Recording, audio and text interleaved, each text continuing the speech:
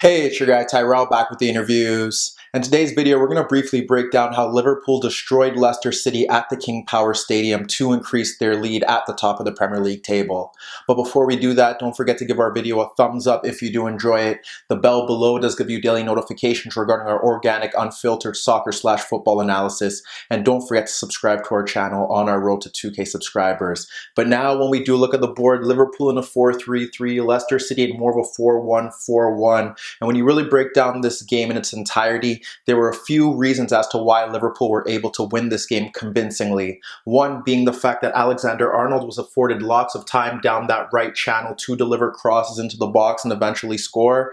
Two, Leicester's pressing was poor and they struggled to create chances. And in those early stages of the game, they were sloppy in possession and building out of the back.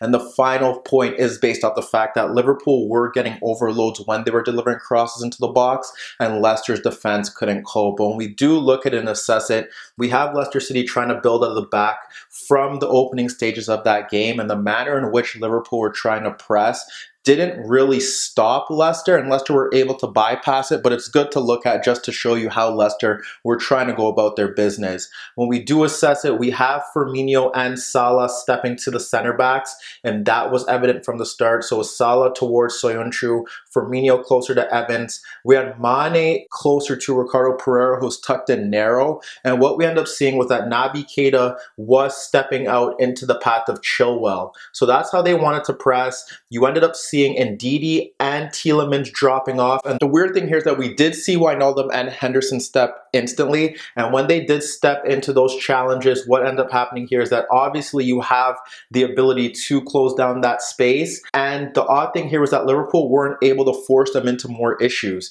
We did see in one example where Ndidi did beat Wijnaldum and he played the ball to Pratt, who was now the free man in midfield and able to slide the ball out into an attacking zone. And that shifted Liverpool's initial press. Shortly after that, we did see Liverpool go back to what they normally do without the ball, and that's have the front three close out the center backs. And that has Firmino ahead of Schmeichel, that has Mane and Salah blocking off the passing lanes into the fullbacks and positioning themselves ahead of the center backs. And that would now see Keita and Wijnaldum slide out into those wider areas. You still had Ndidi and Tielemans dropping off into that space to close down, and they were able to get on the ball and help Leicester City push forward based off the fact that Henderson and Wijnaldum weren't stepping forward anymore to close down those runners, and neither was Keita, who was often shifting out into space for Chilwell. So those two midfielders were able to pick up the ball in deeper positions and push Leicester City forward. And there was one example in particular that really does highlight how Leicester found it easy to bypass Liverpool's press. It was Salah stepping out to Soyuncu, Soyuncu clipping the ball over Salah into Chilwell, which did ignite Keita to step forward, but Chilwell just easily squared the ball into Tielemans. Henderson didn't step quick enough, and Leicester were able to break free. So when you really assess that, and you see that Liverpool's press didn't really cause any issues to this Leicester backline, you have to question how Leicester weren't able to create chances, because Liverpool did drop off in certain phases in that 4-5-1 without the ball. And when you do really look at it, the threat that Leicester were trying to pose was they're trying to get crosses into the box, but the problem there is that only Vardy was in that zone, and Gomez and Van Dijk were comfortable with dealing with those threats. You had Vardy constantly trying to drift into that left channel, but Liverpool also swept up comfortably in those zones, and they couldn't get the fullbacks forward. And when they did get the fullbacks forward, the problem here was that there was always the threat of Salah and Mane breaking in transition, and that was another legitimate scare that Leicester did encounter on several occasions. And frankly, Leicester's passing was too slow, it was sloppy, and they struggled to retain it. And when you really look at it, besides trying to get Vardy into those advanced positions in the channel or behind the Liverpool defense, they never tested Alisson throughout the entirety of the game. So when we look to Liverpool, they were able to get chances in that opening 10 minutes. Frankly, they could have been up 2 or 3 goals. And when you assess it, it all was self-inflicted by Leicester. So when we look to the first example, it does stem through through Robertson throw-in over Mane, Henderson, and Maddison. Gomez steps into it in midfield, and he slides the ball out into the path of Alexander-Arnold, free in a narrow position, to drive through midfield based off the fact that Salah was occupying Chilwell, and that creates space for Arnold to push forward towards the Leicester City box based on the fact that Maddison is caught on the opposite side, and by the time Ndidi does come across, he's able to fire a low, powerful effort on goal that Schmeichel is able to push away, and that first example does highlight the issue that Leicester City encountered down their left-hand side. And shortly after that, we witness another Leicester City mistake, this time from their passing. It's Schmeichel trying to clip the ball out to Chilwell pushing forward, which does see Soyuncu shift out to that channel. However, when the pass goes into Chilwell, Wijnaldum's able to intercept it, and he plays the ball into Salah, and although Chilwell does recover, Salah cuts away from him, and when he looks inside the box, what he ends up seeing is that he has Firmino running off Ndidi to make a dart across Evans, and he also sees Mane running across Ricardo. So when Salah clips that ball into the box, it goes over Firmino, it goes over Evans, but it falls to Mane, breaking free on goal, but he directs his effort from point blank range, inches wide of the net.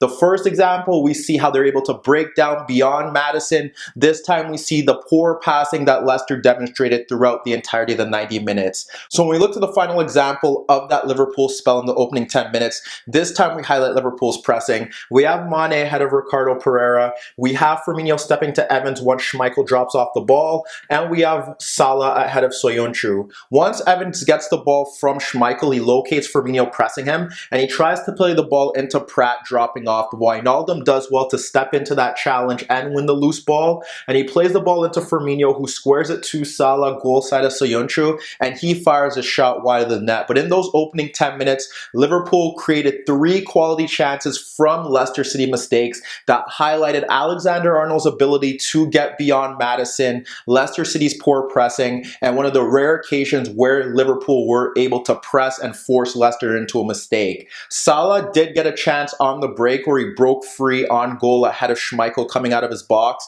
and he rounded Schmeichel, but he fired a shot into side netting. But when you assess those 10 minutes, Liverpool should have been ahead, and then when you look at that remainder of that first half, we see Liverpool going long to bypass Leicester's midfield, and we see the influence of Alexander-Arnold breaking forward based off the fact of Liverpool's shape. So when we assess how Liverpool were able to create chances in that first half, like I said, a lot of it stemmed down Alexander-Arnold's side and the fact that they were able to overload in the box when crosses were delivered. We saw Leicester drop off into that 4-5-1, and how they looked about pressing Liverpool didn't really make sense because once again, like they did against Manchester City, they gave Van Dijk and Gomez time on the ball because Vardy was in 2v1 situations.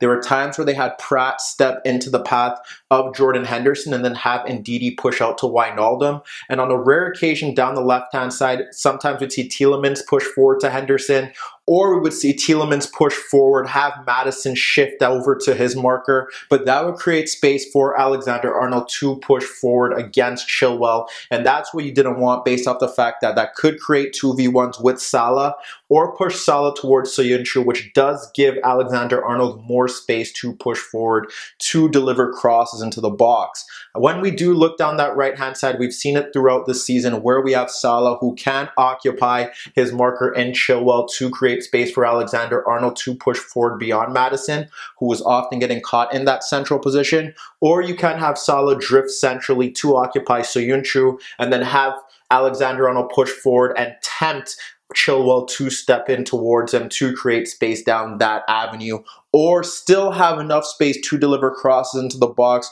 with Chilwell uncertain whether he should step forward or remain in his position. And when you look to Liverpool's best chances, like I said, they step down that side. The first one does see Ricardo Pereira get the ball switched out to him, and you have Henderson shifting over to try and close him down. And we have Ricardo looking to cut in, and he ends up being blocked off by Wijnaldum, and Wijnaldum eventually clips the ball over Ndidi to Firmino, driving into that space that Ricardo left vacant. You have Firmino holding off Ndidi and spinning away from him and sliding the ball out to Alexander-Arnold breaking forward, again with no Maddison in sight. So you have Alexander-Arnold pushing forward, and what Alexander-Arnold does locate is the run of Mane running across Evans and Salah peeling off Evans to the far post. But when he delivers that cross into the box, Evans makes a last-ditch header to clear the lines and ensure that Liverpool aren't able to test Schmeichel. Shortly after that, Liverpool opened the scoring. It stems from an Alexander-Arnold corner kick that Vardy clears at the front post to the back post where Salah tries to loop another cross in, but Ricardo clears it to Robertson, closed by Barnes, but he drops it off to Alexander-Arnold. No one steps to Alexander-Arnold. Van Dijk is occupying Soyuncu, and what we end up seeing here is Wijnaldum running across Chilwell and Firmino and Salah peeling off him. 3v1 at that back post. Firmino makes contact with the ball and he nods his effort past Schmeichel. But once again, you give Alexander-Arnold time, you have that overload at the far post, and Liverpool don't make a mistake. And that was what they were trying to do throughout the game. And when we look to one final example where we do see Liverpool create a chance, it doesn't stem from that avenue, but it is direct play. It's Van Dijk playing the ball over the Leicester City midfield for Mane running across his marker in Ricardo. Evans does come across.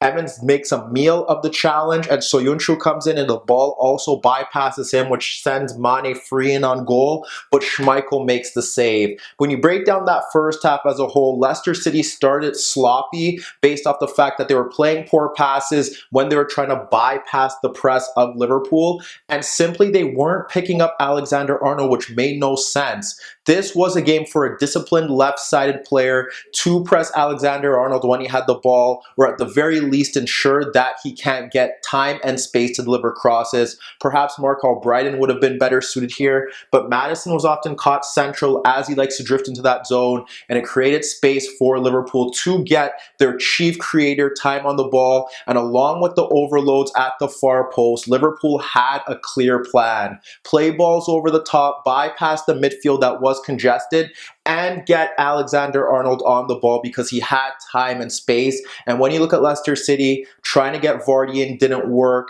crosses into the box didn't work, getting the fullbacks forward didn't work based off the fact that Mane and Salah could hit you on the counterattack, and they never tested Alisson. So when we looked at the second half, the pattern of the match didn't change. We had Firmino continuously dropping off to search for the ball. We had Mane making runs across Ricardo and Evans. We had Salah occupying Soyuncu and Chilwell to create space for Alexander-Arnold, who was still the key man in that half. And what we end up seeing here shortly into that half was Keita dropping off to receive the ball from Henderson, and he ends up splitting a narrow Maddison and Tielemans to find Salah occupying Chilwell, and that creates space for Alexander-Arnold to break forward, once again highlighting Liverpool's dominance down that right-hand side. Alexander-Arnold breaks forward from right back, delivers a cross beyond the center backs, but Ricardo does a good job to block off the cross and clear his lines. We end up seeing Albrighton come on for Barnes, which is a bit odd because you would expect Albrighton to switch over to Liverpool's main threat in that game in Alexander-Arnold, but that didn't happen. We saw Naby Keita kind of shift his position throughout that second half. When Alexander-Arnold was much deeper, he would shift into the right-handed zone to get on the ball. He was trying to get away from the pressure. We did see in the first half, he went on an individual slalom where he nearly broke towards goal, and perhaps he was trying to get into those spaces to get into 1v1 battles to push Liverpool forward, but they didn't really have to worry because shortly after that, in the second half, that did really lack chances, and once again, Leicester didn't offer much of a threat.